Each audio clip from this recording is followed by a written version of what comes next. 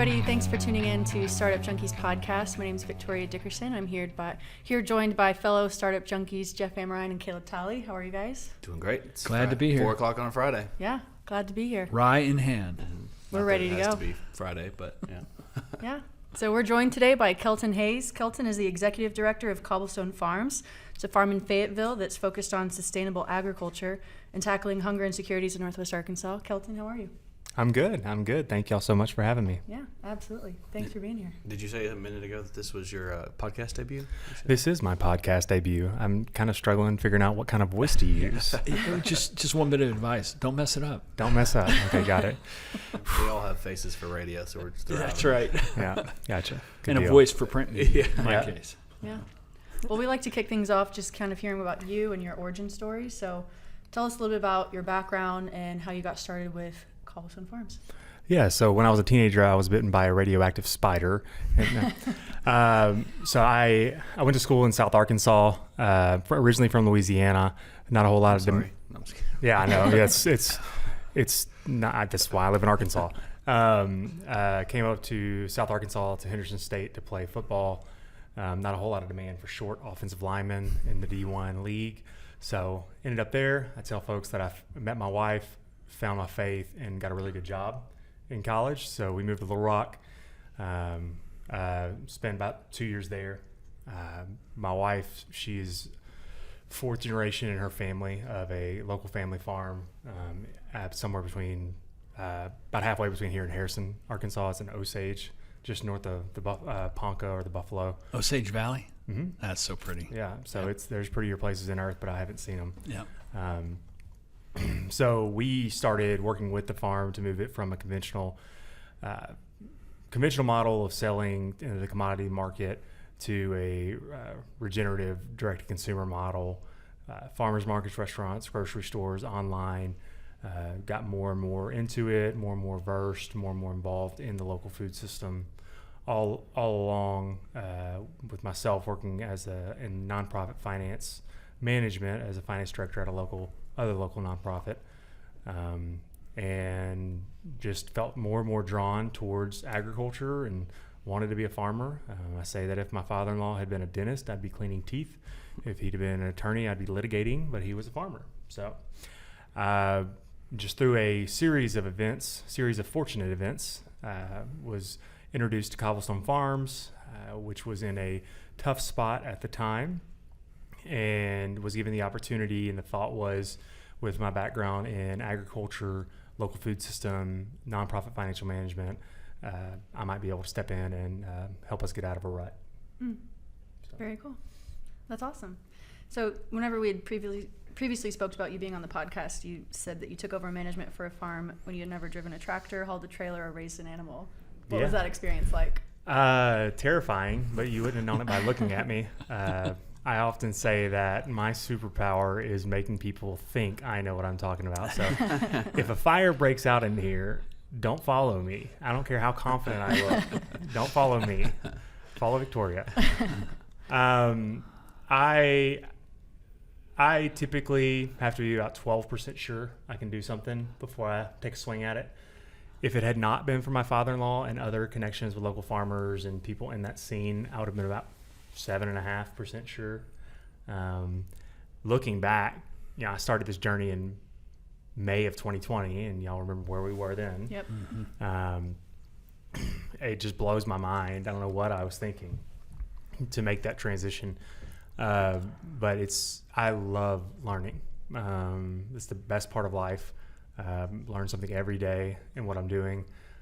My attention is spread from animal welfare, small infrastructure and construction projects, team management, board management, PR, fundraising. So if I ever get bored, I just have to sit around and wait a few minutes before something else that perks my interest comes my way. Yeah. I get it. I mean, a question for you is sort of that purpose or that why question. Why does something like Cobblestone Farms need to exist? Well, I wish it did not need to exist, but the reality is that over 70,000 of our neighbors in Northwest Arkansas don't have access to good, fresh, nutritious food. If you think about, we have so many great farmers markets across Northwest Arkansas. As you're walking down, the road or the alley or the sidewalk, and you're seeing meats and lettuces and carrots and all kinds of great stuff. There are people in our community that don't have access to that because they struggle with food insecurity.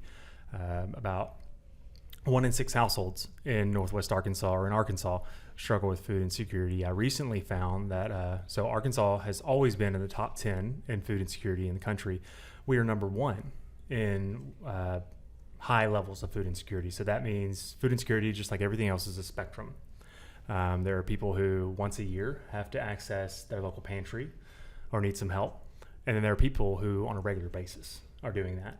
Those people on a regular basis, we have a highest percentage of our population in the country.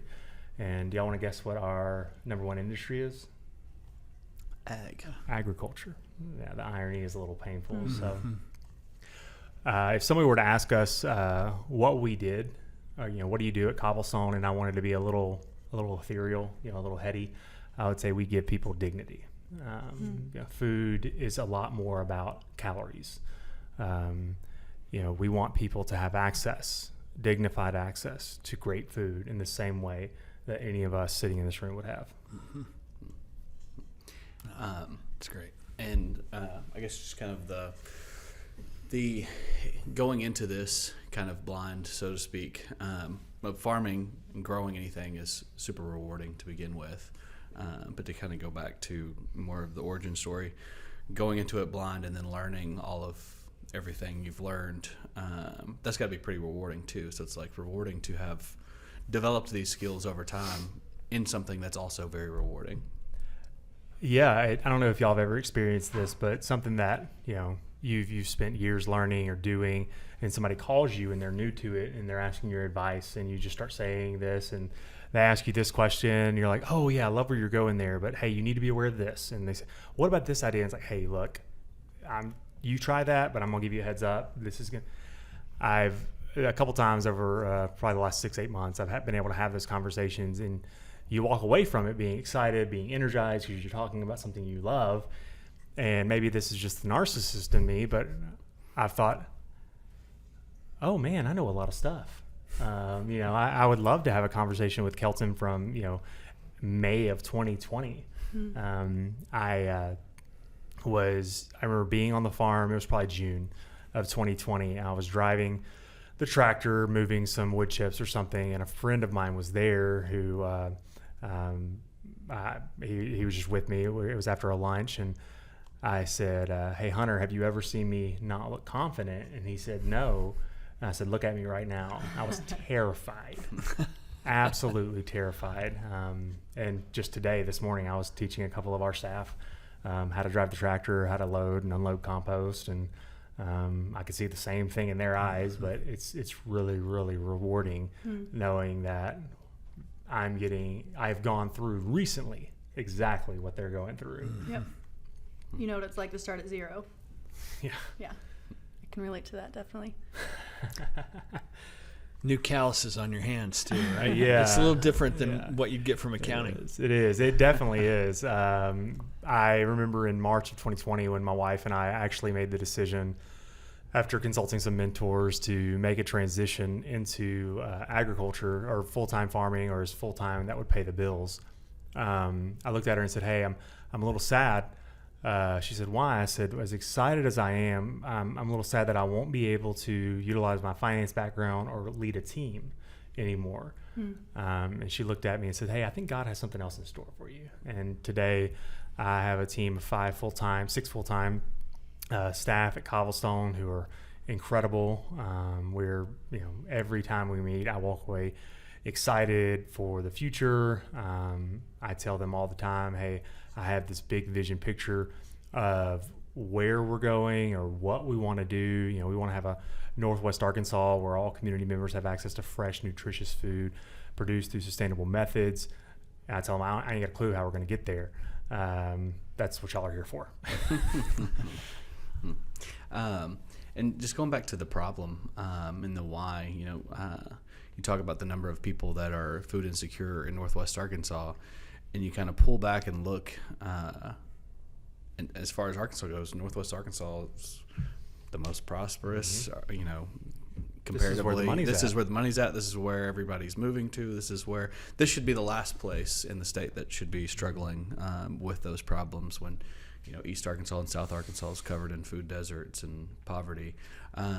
So how do you square that? Like, square the fact that there is so much money and prosperity in a region that also has just directly next door or down the street, you know, those types of issues?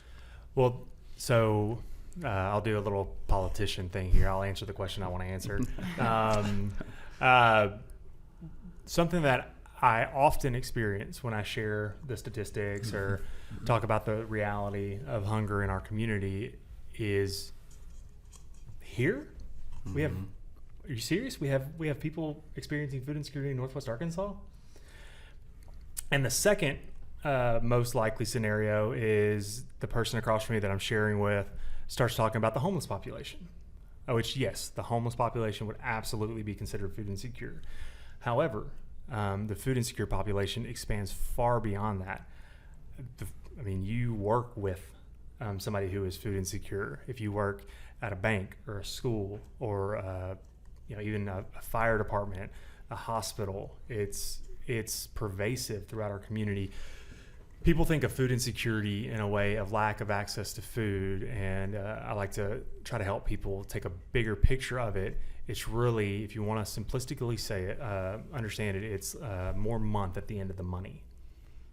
So it doesn't matter what's going on, what job you have, you know, with housing prices and inflation, gas, and the pressures of life.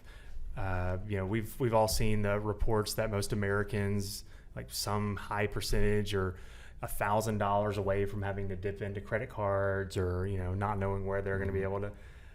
That's $1,000 away from food insecurity. In general, it's a very nuanced thing, but people just when you haven't experienced it, it seems like it's 100 miles away because let's think of an analog, you know, so disabilities, right? Physical disabilities are, you know, physically apparent, right? You meet somebody that has is in a wheelchair or something like that. You can see it. You meet somebody that is struggling with hunger at home that they didn't eat last night, so their kids could. And I'm a crier, so I likely will cry during this.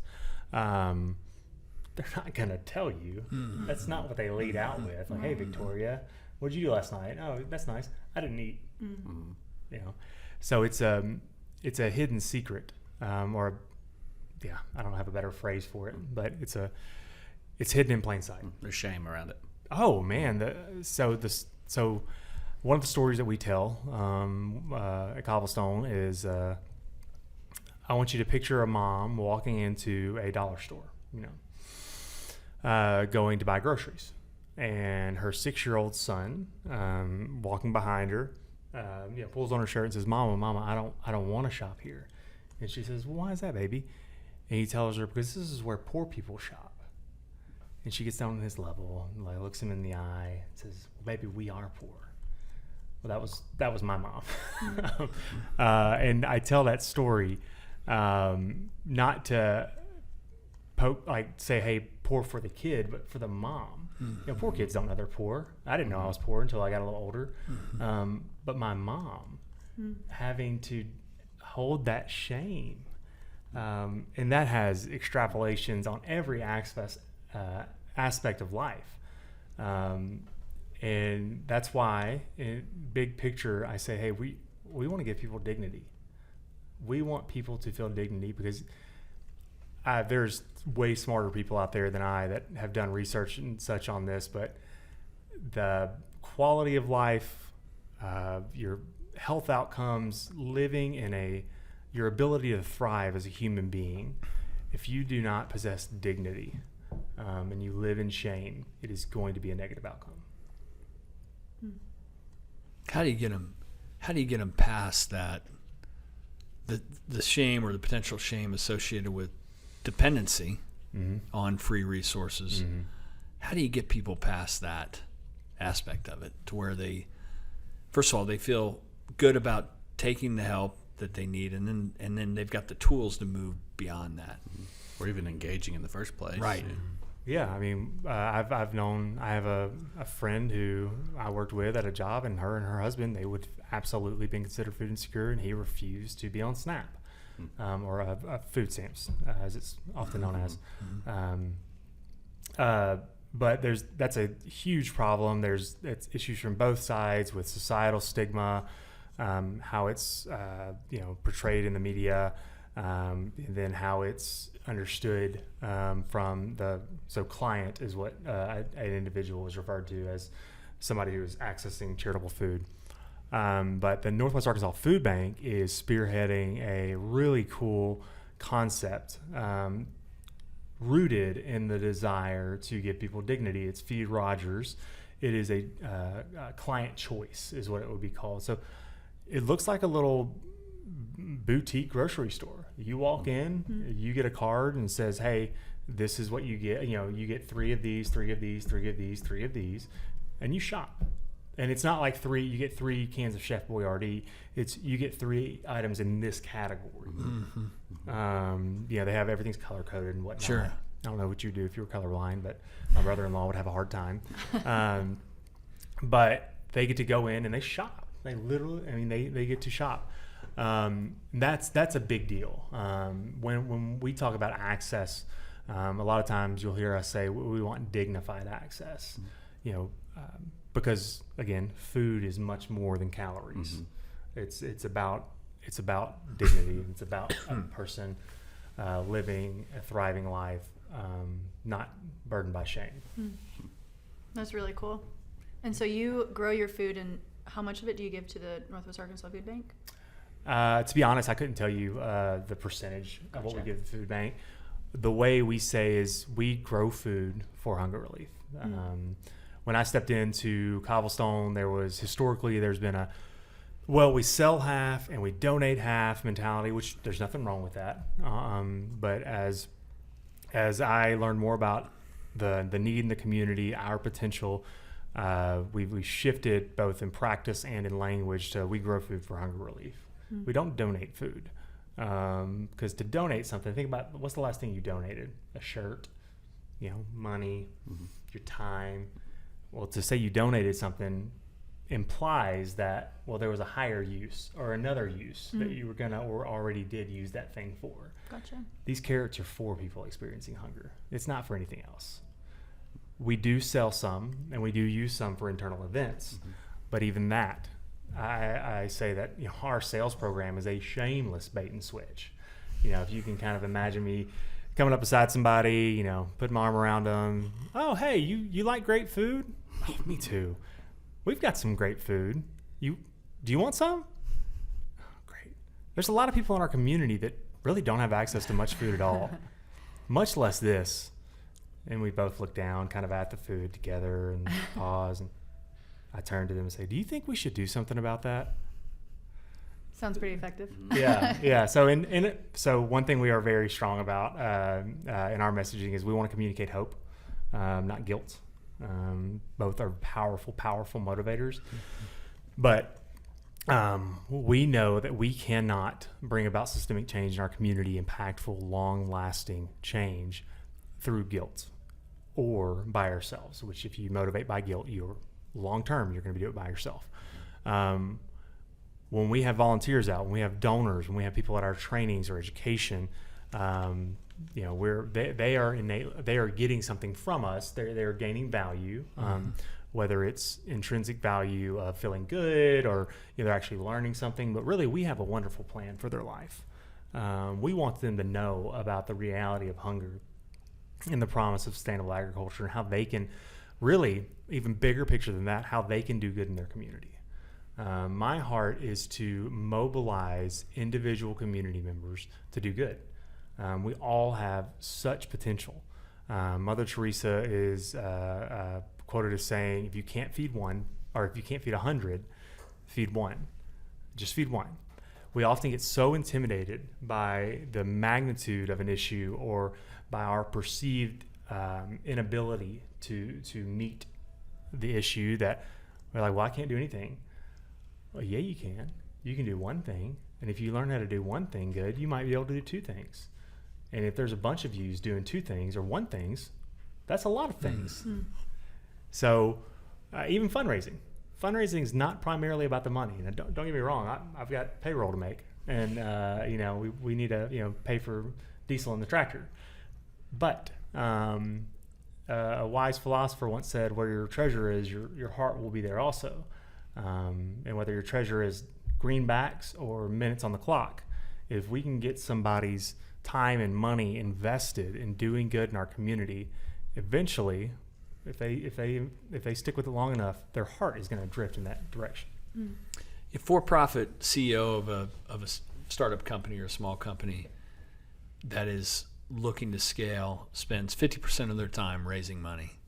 As a nonprofit leader, executive director, CEO, how's that work for you? How much time do you have to spend on that, and how's that work, and who do you go after? Talk a little bit about that. I think it'll be interesting to those folks that are listening that are on that social venture and nonprofit side. Yeah, well, our primary fundraising strategy is to get hosted on podcasts and then ask the other podcast hosts particularly for money. podcasts that are in the top 2.5%. Yes, worldwide. Absolutely. Worldwide. Yeah. So, we have more listeners than Pitbull. I wasn't going to get to that until a little later, but if y'all would get your checkbooks out. There's only one of us over 40 here. No, I'm not sure if all of us will have checkbooks. I got a checkbook. Oh, okay. Good deal. I don't even have a checkbook. I'd have to go find one. But thank you for that ageist comment. You're welcome. You're off the Christmas list. Yeah, I don't have any there. People think I'm 40. But reality, we've been rebuilding Cobblestone over the last couple of years. We started from scratch. We didn't start from scratch. Cobblestone had a history of doing good in the community, but it essentially had ceased operations. So we've had to rebuild every aspect of the organization, staffing, board, volunteers. We rewrote the bylaws and articles. I mean, everything from the really boring stuff like that to the fun stuff.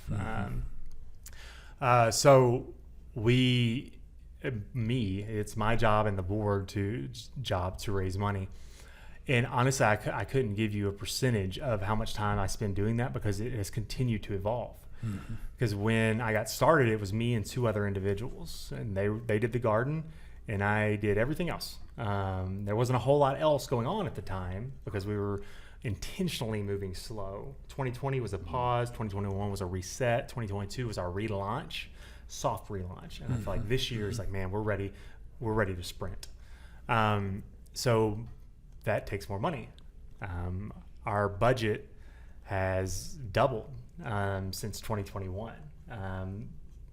And more of my time has been spent planning events, thinking about ways to engage with individual community members, engaging both local and national businesses, and aligning with different foundations that are both here in the area and that operate out of other areas of the country. I actually have a date tonight with my computer, and I was supposed to get a grant in today by the end of business, but I procrastinated. So I'm going to ask for grace and get it in before the end of the 24-hour day. There you go. But it's that kind of mix, right? It's individual donations, it's events, it's larger grants. It's that kind of a mix. Yeah. Sponsorships, that sort of thing. Yeah, it's every financial advisor's favorite word, diversification. Yeah. We have great, wonderful funders. The Walmart Foundation. If it were not for the Walmart Foundation, Cobblestone Farms would not exist to this day. They stuck with Cobblestone during the struggle, the 18 months that was, when it was going downhill, stopped, and we were relaunching. If it had not been for that, we would not be operating, because at the time I didn't really understand it. I was just thankful for it. But through learning and growing my personal relationship, or our relationship with that foundation, is the promise and the potential that they saw. But yes, I have a meeting on Monday with my board chair, our event planning chair, program manager, and myself, where we're going to finalize all of our events for the year. Last year we did 2. This year we're doing 7. Things like fundraisers. Like everybody's been to the Stuffy Gala. Can you imagine a Stuffy Gala without wine? How boring that would be. But we want to have fundraisers. So we're going to do our Stuffy Gala. There's a place and a time for that. Try to make it as fun as possible. This last year we did a square dance at our big year event. And, Nice. That sounds like fun. Yeah. About 80% of the attendants there were actually doing it. That's great. Oh, it That's was cool. awesome. But this year we're going to do a celebrity tip-off. If you're familiar with that concept, it's where you get local celebrities to come and pretend to be a bartender at different booths, and they make their drinks. They let their personality come out, and people come up and get a drink, and the drink is free, but they tip, right? And it's a competition. So we're going to do that. Bike Rack Brewing up in Bentonville is going to host the space. They're going to donate some beer. We're going to get other local breweries engaged. Heard of those guys? Yeah. They don't suck. No, they're pretty good. Well, let me know what the date is so I can get ready to bartend. Awesome. Absolutely. So we're going to do, there's a local 90s country cover band that I really love, Jukebox Confession. I'm a fanboy.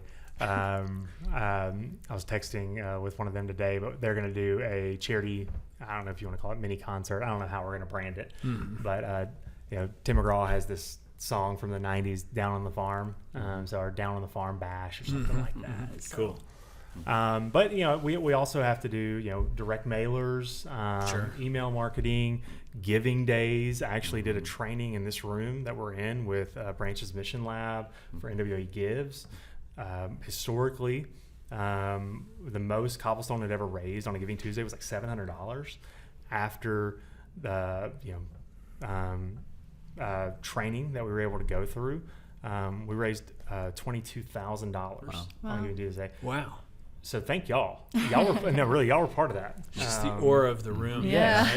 Magic happens in here. And then we also, we work with granting foundations. I mentioned the Walmart Foundation.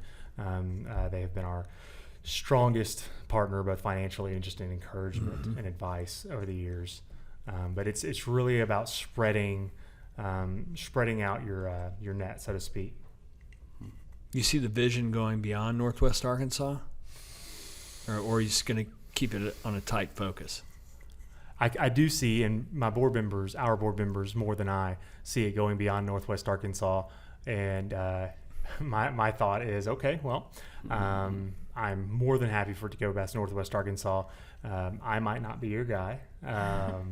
But what I would love to see is, I don't necessarily think that there needs to be a Cobblestone Kansas City or a Cobblestone Jonesboro.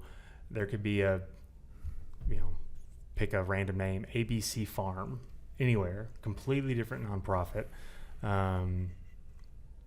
that does the same thing. There are other organizations around the country who have done in a proof of concept what we're doing and more. I don't know if I see a need to transplant personality and personnel. Ideas are what I would love to share.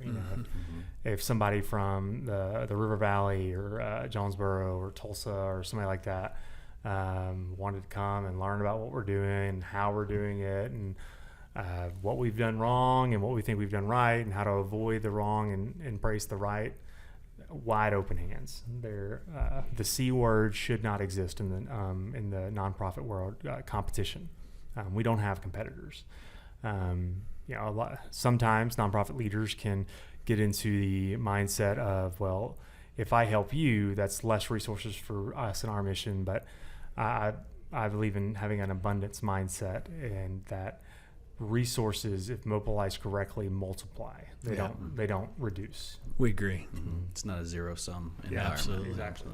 And to use a pun, sow seeds of Cobblestone in these other communities and other regions of the state through inspiration and maybe some instruction even. You're speaking my heart language, puns. I've got 2 little boys at home. I love dad jokes and puns. My favorite one on New Year's Eve is See you next year. Mine too. I will admit. Good. I've heard that one before. So we talked about in talking about kind of the problem earlier, and squaring that with the fact that Arkansas leads the nation in agriculture, rice top 3, soybean, like all of these different types of foods that could be useful. How do you engage bigger players to help solve the problem? So how do we get, big ag or even corporates involved and care about the mission, I guess? Well, I actually have a Nobel Prize winning economist sitting right here beside me. John, would you mind? That's a huge question. I was getting to discuss hunger to the Walmart private brands team, and a good, earnest, honest question came up. Was like, well, how do we solve hunger or solve poverty? Was the question. I was like, I was looking straight up because that was way over my head.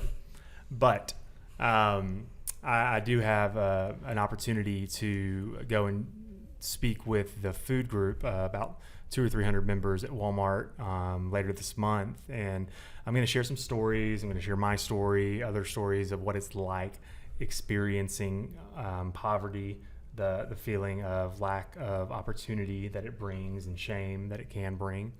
And what I'm actually going to encourage every one of those associates, from the whoever's highest on the chart to down, is you can try as hard as you want in your job, but what you really need to do is get involved in serving your community. Because I come back to what I said earlier, until somebody spends their own resources, time and or money, influence, their heart is not going to drift that way. And if somebody's heart is not drifting that way, their attempts from a organizational business standpoint are not going to be long-standing. Now, I will say, this last Thanksgiving, I remember reading a story about Walmart pricing it was a standard basket of Thanksgiving meal at the at the 2021 price.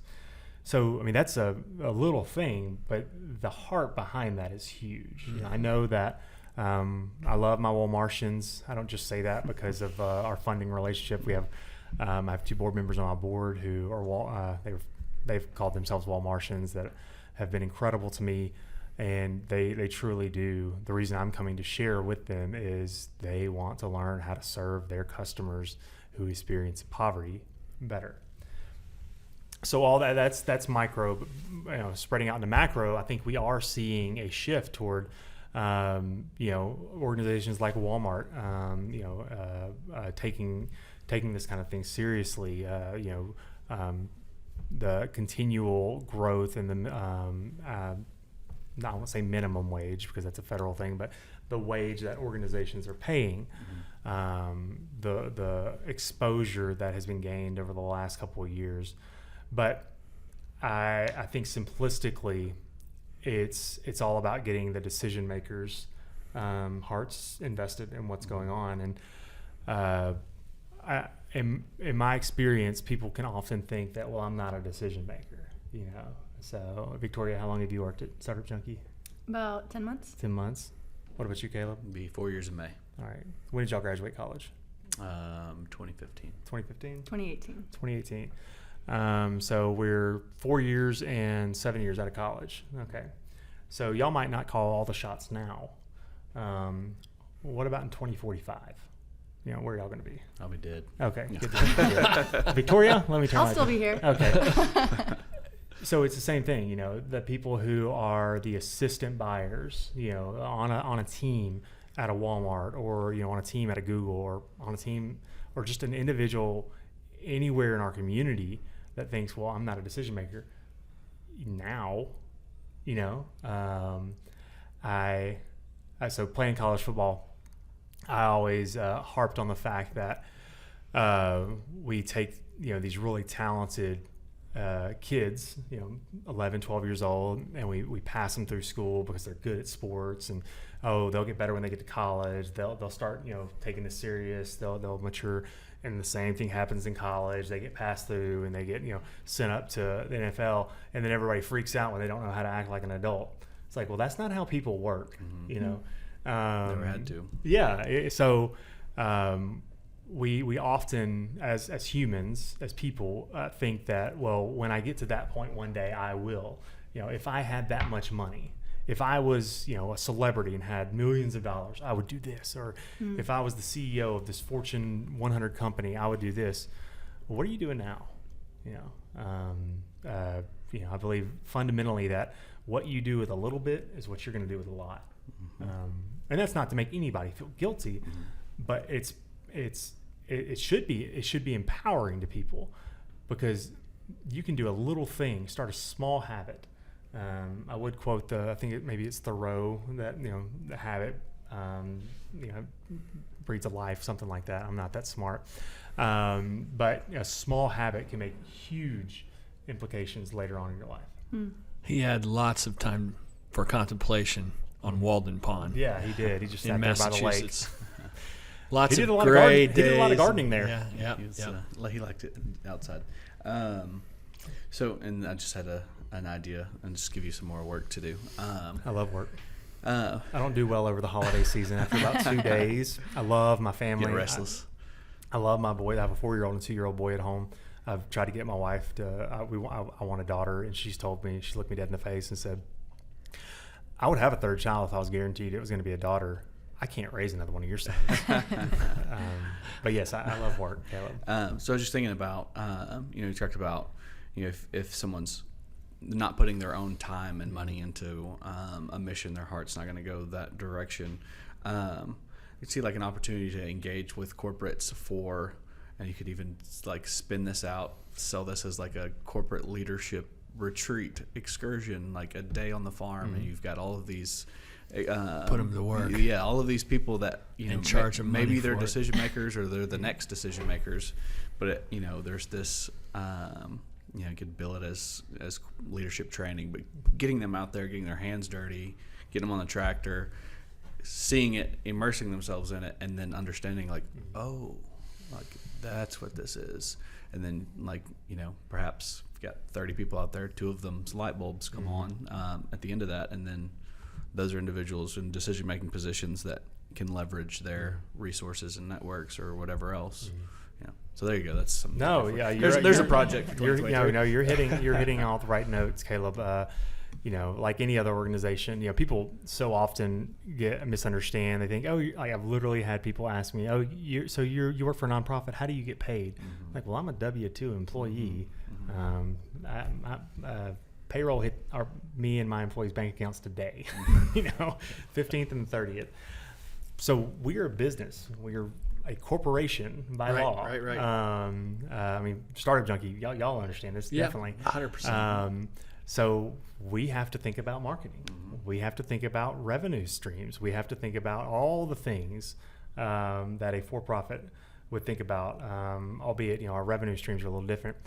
So I say that as a preface to, we have archetypes of what we call our constituents. So we serve clients. Those are the people who our food is going to. And then we serve constituents. Those are our donors, our volunteers, the people we're educating.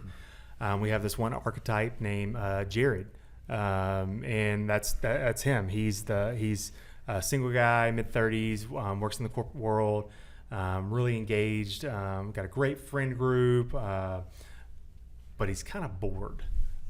Not bored with his time, because he's completely busy, but he just doesn't feel like he's making an impact. But he doesn't feel that he can tear anything away. He can't remove any commitments. So what we want to do is we want to say, okay, well, we're not trying to add hours to your week, but let's bring some synergy to these hours.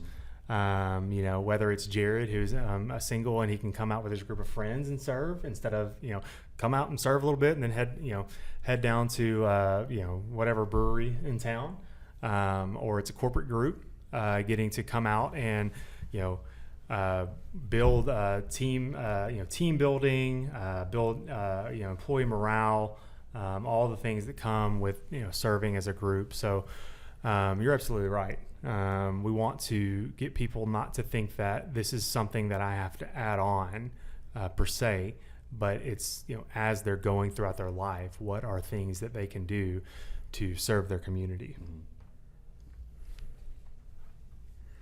It's time to land the plane. Is it land the plane? I think so. Well, I've been told that I build planes as I fly them, so we might be in danger. That is true whether it's your nonprofit or for-profit startup founder or CEO. I think that might just be well, it's funny. In my last job, I was a finance director, and I was super type A. My job was to be the no man. I tried to do it graciously. And the longer I'm in this this role, the less good I am both with grammar and details. Yeah. I never, ever thought I would be a big picture or a vision person. But the longer I'm in this role, the more I think in pictures, and I tell my team, like, hey, you're going to have to make sure I do this. I'm just going to let you know I'm going to not do it, so you make me do it, whatever it is.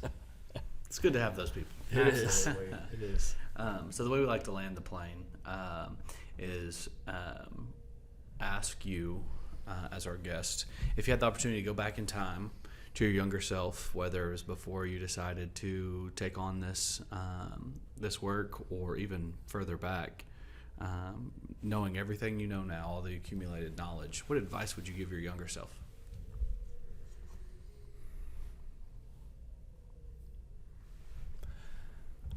I think I would go back to, if I had to change, what knowledge and experience I had. I came into this, I thought baby carrots came out of the ground that way, the little shaved down ones. They don't? They don't. No, they don't, Caleb. Caleb was actually making fun of me. He already knew that, everybody. I asked my wife early on in this trajectory, what variety of carrots, baby carrots, and she just looked at me across the dinner table and said, "Oh, baby, you run a farm." But I came into this with a lot of financial knowledge. A CPA, had managed the books and the business side of things for a $7 million nonprofit for 5.5 years. Had a lot of experience in that. Had experience fundraising. If you could have, I felt shortchanged, or I felt like ill-equipped because I didn't know a ton about agriculture. I didn't know a ton about raising animals or gardening. There's still a lot I don't know about raising crops. My team does, but I don't. Looking back, I would still take the financial background and the fundraising background and the accounting background any day, for two reasons. One, the season of where Cobblestone was, that fundamental rebuilding had to be done. And two, it's a lot more fun learning about raising pigs and growing kale as a 32-year-old out of college than it is learning debits and credits. Yeah, I can imagine that. Yeah, So you tell your younger self to stay the course. Mm-hmm. Go ahead and get that finance background. absolutely. I would. Yes, don't change the thing, because That's great. it's incredible when I look back how my life. It's as a person of faith, it's been divine intervention, but how my life has led up to this point of marrying the farmer's daughter, getting involved in selling food for her family, our family farm, working in nonprofit, starting out as a public accountant at a large accounting firm, auditing, transitioning to being a finance director for a nonprofit that I also had to raise money for my salary in that role, and how all those things have overlapped and equipped me to be where I'm at is really incredible. Everything happened as it was supposed to. Yeah, sometimes I wonder if my wife would say that. But no, she loves me. Where can our listeners find out more about Cobblestone Farms or you? Yeah, you can go to cobblestonefarms.org. You can find out more information about what we do, about how you can get involved. If you're listening to this, know that we have a wonderful plan for your life. We want you to serve your community, because really, have you ever met a generous, service-oriented person that was miserable? you haven't. The people you've met that were miserable are the selfish people who have kept to themselves and not given back to their community. So it's up to you. Do you want to be miserable or do you want to be happy? We'll help you with the happy side. Love it. I love Thanks that. for coming on. Yeah, I really Thank you so enjoyed it. much. That was great. Thanks, Kelton. Ecosystem builders, entrepreneurs, chambers of commerce, mayors. If you're interested in taking your economic future into your own hands, we've got a book that can help you. Creating Startup Junkies, Building Sustainable Venture Ecosystems in Unexpected Places is the guide. It's a little bit inspiration. It's a little bit toolkit. What it will allow you to do is take your economic future into your own hands and build a sustainable small business, innovation, and entrepreneurial ecosystem in your backyard. If you'd like to hear more, check out creatingstartupjunkies.com. The Startup Junkie podcast reaches over 100 countries and has had over 100,000 downloads. If you're interested in reaching some of the most motivated and engaged innovators and entrepreneurs on a worldwide basis, give us a shout.